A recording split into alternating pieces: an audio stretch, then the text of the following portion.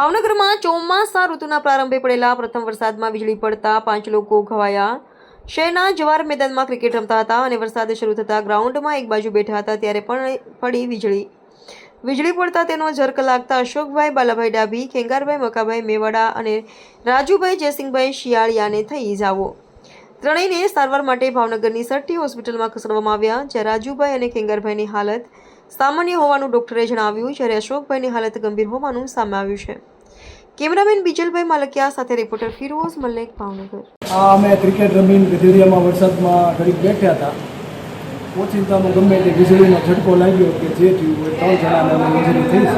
શું નામ ઈજાગ્રસ્તનું? ઈજાગ્રસ્તનું એકનું નામ અશોકભાઈ છે ડાભી, એકનું નામ ખેંગારભાઈ છે અને એકનું નામ રાજુભાઈ। કેવી ઈજા થઈ ભાઈઓને? અત્યારે તો રાજુભાઈ નોર્મલી છે હાવ, અને ખેંગારભાઈ નોર્મલી છે, અને એક ભાઈને અમે પ્રાઇવેટમાં લઈ ગયા હતા, એને ત્યાંથી ટ્રીટમેન્ટ કરી છે। કેવી હાલત છે ભાઈની?